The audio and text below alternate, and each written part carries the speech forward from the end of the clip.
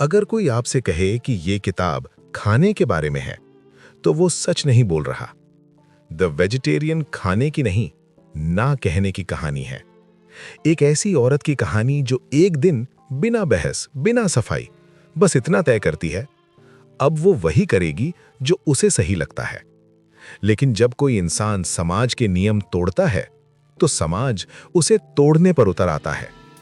ये किताब आपको अच्छा महसूस कराने नहीं आई, ये आपको असहज करेगी, परेशान करेगी और सोचने पर मजबूर करेगी। अगर आप हल्की मोटिवेशनल किताब चाहते हैं तो ये नहीं, लेकिन अगर आप डार्क आर्टिस्टिक और फिलोसॉफिकल कहानियां पढ़ते हैं तो तैयार हो जाइए, क्योंकि ये किताब आपको छोड़कर नहीं जाएगी। कहानी खाने से ज्यादा आजादी की है। सोचिए, अगर एक दिन आप उठें और बिना किसी बहस, बिना किसी ऐलान के बस इतना तय कर लें कि अब आप वही करेंगे जो आप चाहते हैं, ना परिवार की मर्जी, ना समाज की उम्मीदें, ना किसी का डर, बस आप। हान कांग की किताब द वेजिटेरियन यहीं से शुरू होती है। लोग समझते हैं ये किताब एक औरत के वेजिटेरियन बनने की कहानी है, लेकिन सच ये है कि ये कहानी खाने की नहीं, आजादी की है। ये कहानी है एक ऐसी औरत की जो पहली बार अपनी जिंदगी पर खुद का हक जताती है। कोई क्रांतिकारी नहीं है, वो कोई नारा नहीं लगाती, वो किसी आंदोलन का हिस्सा नहीं बनती, वो बस मांस खाना छोड़ देती है। और यही बात उसके पति, उसके परिवार और पूरे समाज को असहज कर देती है। क्यों? क्योंकि ये फैसला कारण नहीं पूछता, ये इजाजत नहीं मांगता, ये बस कहता है, ये मेरा शरीर है। हम जिस समाज में रहते हैं, वहां औरत का शरीर अक्सर उसका नहीं होता। शादी के बाद पति का, घर में परिवार का, समाज में परंपराओं का। औरत से उम्मीद की जाती है कि वो एडजस्ट करे, समझे, चुप रहे।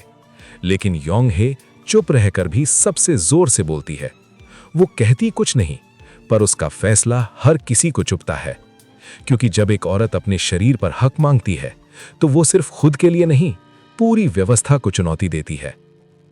इस किताब में मांस सिर्फ खाना नहीं है, मांस है हिंसा, कंट्रोल, जबरदस्ती का प्रतीक।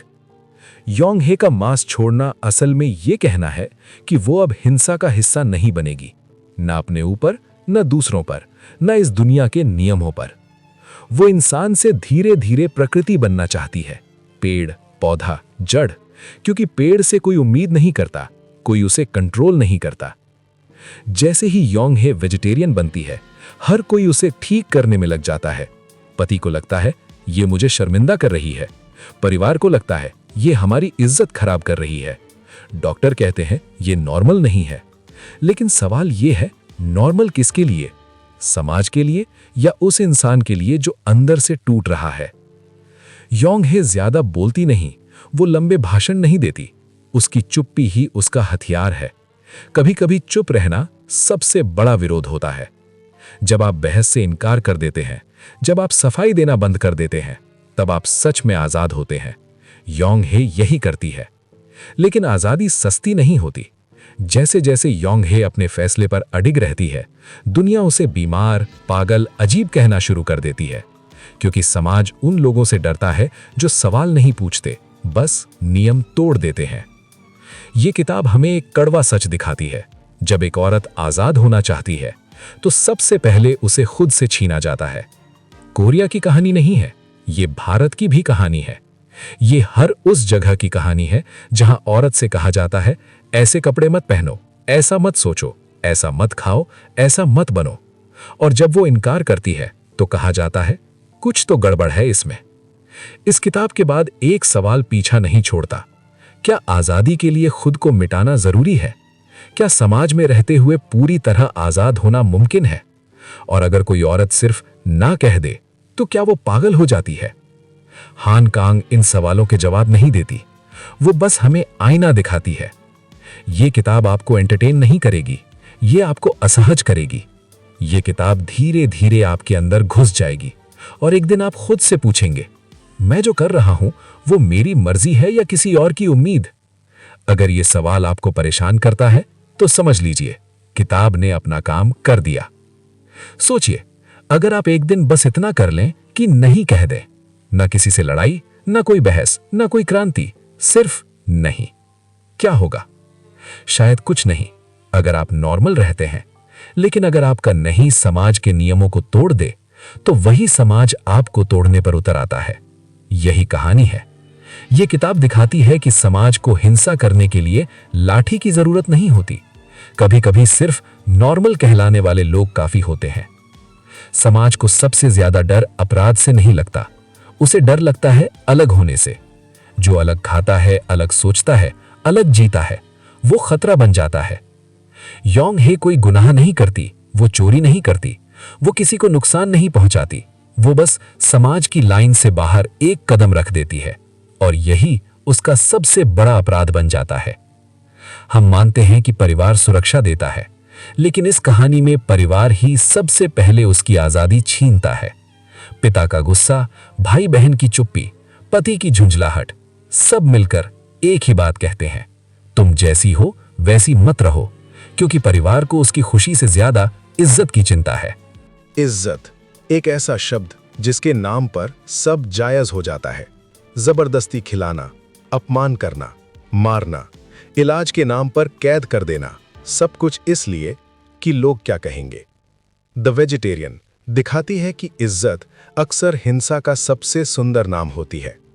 योंग हे का पति कोई विलन नहीं लगता, वो नॉर्मल है, ऑफिस जाता है, घर लौटता है, लेकिन वही नॉर्मलपन उसे खतरनाक बनाता है। वो योंग हे को एक इंसान की तरह नहीं, एक फंक्शन की तरह देखता है। खाना बनाओ, चुप रहो, मुझे शर्मिंदा मत करो। उसके लिए पत्नी का मतलब है समाज में फिट होने का सबूत। योंग हे से कोई ये नहीं पूछता, तुम ऐसा क्यों महसूस कर रही हो, तुम्हें क्या डर लगता है, तुम्हें क्या चाहिए, क्योंकि सवाल पूछना समस्या मान लिया जाता है। समाज चाहता है आज्ञाकारिता, न कि समझ। जब योंग हे पूरी तरह इनकार करने लगती है, तो समाज उसे बीमार घोषित कर देता है, क्योंकि जो कंट्रोल में ना आए वो पागल कहलाता है। डॉक्टर, दवाइयां, अस्पताल सब मिलकर उसे ठीक नहीं करते, बस चुप कर देते हैं। यहां इलाज सहानुभूति नहीं, सिस्टम का हथियार बन जाता है। इस किताब में सबसे डरावनी चीज शोर नहीं है, बल्कि चुप्पी है। मां कुछ नहीं बोलती, बहन बहुत देर से बोलती है, समाज बस देखता रहता है, और यही चुप्पी हिंसा को वैध बना देती है। समाज अकेले नहीं कुचलता, समाज अकेले किसी को नहीं कुचलता। वो परिवार से शुरू करता है, पति से गुजरता है, डॉक्टर से सील लगवाता है, और अंत में कहता है, हमने तो उसकी भलाई चाही थी। क्योंकि अगर योंग हे सही हुई तो फिर सवाल उठेंगे, शादी जरूरी क्यों है, नियम किसने बनाए, औरत को एडजस्ट ही क्यों करना चाहिए। इसलिए समाज उसे गलत साबित करना चाहता है, किसी भी कीमत पर। क्योंकि हम सब ने ये देखा है, किसी लड़की को चुप कराया गया, किसी बेटे को मर्द बनो कहा गया, किसी इंसान को लोग क्या कहेंगे में तोड़ा गया। द वेजिटेरियन कोई फिक्शन नहीं लगता, ये रियलिटी का क्लिनिकल एक्सरे है। अगर समाज की नज़र में नॉर्मल होना इंसानियत खोने की कीमत पर मिले, तो क्या वो नॉर्मल होना सच में ज़रूरी है? हान कांग जवाब नहीं देती, वो बस हमें ये सोचने पर मजबूर करती हैं, और शायद यही सबसे बड़ा डर है समाज के लिए। कभी आपने महसूस किया है कि सब कुछ ठीक होने के बावजूद आपके अंदर कुछ ठीक नहीं है? कोई बड़ा हादसा नहीं हुआ, कोई चीखती हुई घटना नहीं, फिर भी मन भारी है, दिमाग थका हुआ है, और दिल बस चुप है।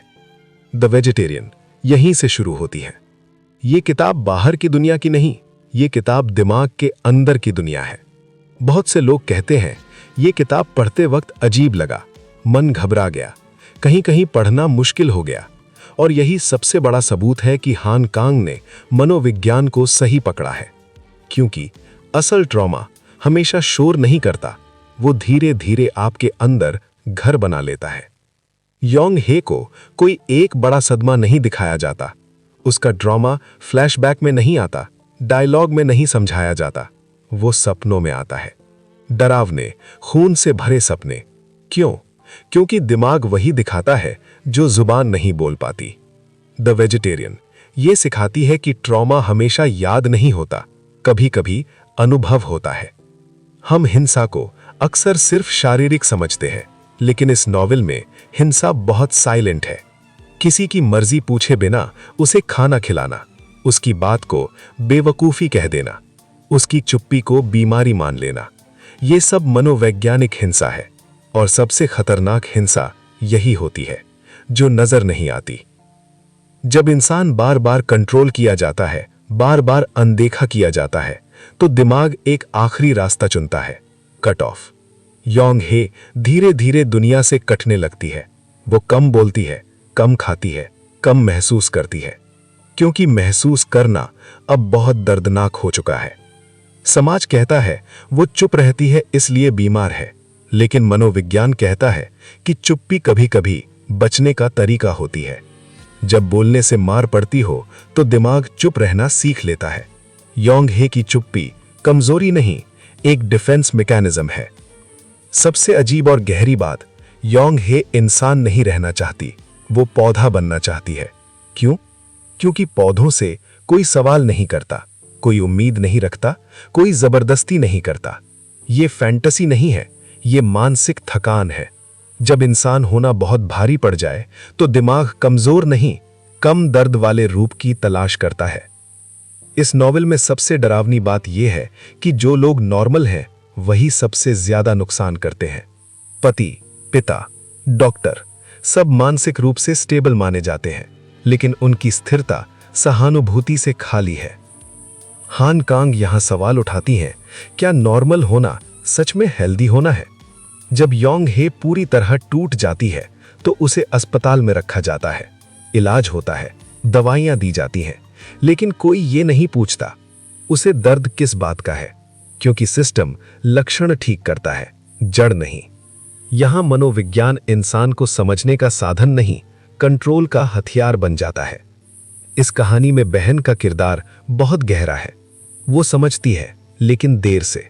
उसका मनोविज्ञान गिल्ट से भरा है। काश मैंने पहले सुना होता, काश मैंने रोका होता। ये दिखाता है कि ट्रॉमा सिर्फ पीड़ित को नहीं, देखने वालों को भी तोड़ता है। क्योंकि ये किताब आपको दूरी नहीं देती, ये आपको किरदार के दिमाग के अंदर बिठा देती है। कोई म्यूजिक नहीं, कोई राहत नहीं, बस धीरे धीरे बढ़ता हुआ एक मानसिक दबाव। और यही साइकोलॉजिकल राइटिंग की सबसे बड़ी जीत है। हर चुप इंसान खाली नहीं होता, हर अलग व्यवहार पागलपन नहीं होता, हर इलाज मदद नहीं होता, और सबसे जरूरी, दिमाग की चोट सबसे ज्यादा अनदेखी जाती है। अगर द वेजिटेरियन पढ़ते या सुनते वक्त आपको असहज महसूस हुआ तो समझ लीजिए आप कमजोर नहीं हैं, आप इंसान हैं। हान कांग आपको डराने नहीं आई, आपको महसूस कराने आई हैं, क्योंकि जो समाज महसूस करना भूल जाता है वही सबसे ज्यादा हिंसक बन जाता है। कभी आपने सोचा है कि एक ही इंसान 3 लोगों की नजर में 3 अलग कहानियां क्यों बन जाता है? एक के लिए वो समस्या है, दूसरे के लिए कल्पना, और तीसरे के लिए अपराध बोध। द वेजिटेरियन इसी सवाल पर टिकी है। ये नॉवल सीधे सीधे कहानी नहीं सुनाती, ये कहानी को 3 नजरों से तोड़ तोड़ कर दिखाती है। पहला पार्ट योंग हे की आवाज से नहीं, उसके पति की नजर से शुरू होता है, और यही सबसे बड़ा झटका है। पति कोई राक्षस नहीं है, वो एक नॉर्मल आदमी है। वो चाहता है शांत जिंदगी, नॉर्मल पत्नी, न कोई ड्रामा। उसकी नजर में योंग हे का वेजिटेरियन बनना कोई भावनात्मक मुद्दा नहीं है, वो उसके लिए एक असुविधा है। ऑफिस में शर्म, रिश्तेदारों में मजाक, घर में झंझट। इस नजरिए से हमें समझ आता है कि समस्या कभी दर्द नहीं होती, समस्या होती है डिस्टर्बेंस। पति की सबसे बड़ी भूल, वो योंग हे को एक इंसान की तरह नहीं, एक फंक्शन की तरह देखता है। खाना बनाओ, चुप रहो, मुझे शर्मिंदा मत करो। उसके लिए पत्नी का मतलब है समाज में फिट होने का सबूत। योंग हे से कोई ये नहीं पूछता तुम ऐसा क्यों महसूस कर रही हो, तुम्हें क्या डर लगता है, तुम्हें क्या चाहिए, क्योंकि सवाल पूछना समस्या मान लिया जाता है। समाज चाहता है आज्ञाकारिता, न कि समझ। जब योंग हे पूरी तरह इनकार करने लगती है तो समाज उसे बीमार घोषित कर देता है, क्योंकि जो कंट्रोल में ना आए वो पागल कहलाता है। दूसरा पार्ट सबसे असहज है। यहां नजर बदलती है। अब योंग हे किसी की पत्नी नहीं, किसी की कल्पना बन जाती है। उसका रिश्तेदार उसे एक आर्ट प्रोजेक्ट की तरह देखता है। वो उसके शरीर में कहानी देखता है, रंग देखता है, अर्थ देखता है, लेकिन एक चीज नहीं देखता, उसकी मर्जी। ये पाठ दिखाता है कि जब इंसान को ऑब्जेक्ट बना दिया जाए तो प्रशंसा भी हिंसा बन जाती है। कला बनाम इंसान। यहां योंग हे फिर से बोल नहीं पाती। अब भी कोई उससे नहीं पूछता तुम क्या चाहती हो। बस फर्क इतना है कि पहले उसे ठीक करना था, अब उसे सुंदर बनाना है। हान कांग यहां बताती हैं कि कंट्रोल के चेहरे बदलते हैं, इरादा वही रहता है। तीसरा पार्ट सबसे दर्दनाक है। अब कहानी किसी ऐसे इंसान की नजर से है जो सच में परवाह करता है। बहन। वो समझती है, लेकिन बहुत देर से। वो खुद भी समाज का हिस्सा रही है, समझौते करती रही है, और अब उसके सामने एक टूटी हुई बहन है। ये पाठ दोष नहीं, गिल्ट की कहानी है। बहन का मनोविज्ञान। बहन सवाल करती है, क्या आजादी की कीमत इतनी ज्यादा थी? क्या मैंने भी उसे अकेला छोड़ा? इस पाठ में योंग हे लगभग गायब हो जाती है, लेकिन उसका असर हर पंक्ति में मौजूद है। यह दिखाता है कि कभी-कभी कहानी का केंद्र खुद बोल नहीं पाता, लेकिन उसकी चुप्पी सबसे ज्यादा बोलती है। तीनों पार्ट मिलकर एक बात साफ करते हैं, कोई भी खुद को खलनायक नहीं मानता। पति सोचता है मैं तो नॉर्मल जिंदगी चाहता था। रिश्तेदार सोचता है मैं तो कला देख रहा था। बहन सोचती है मैं तो मजबूर थी। लेकिन इन सब के बीच एक इंसान टूटता चला जाता है। लेखिका योंग हे को खुद की आवाज कम देती है। क्यों? क्योंकि असल जिंदगी में भी ऐसा ही होता है। सब उसके बारे में बोलते हैं, पर उससे नहीं। ये स्ट्रक्चर सिर्फ कहानी कहने का तरीका नहीं, ये खुद में एक मैसेज है। इस नॉवेल में पार्ट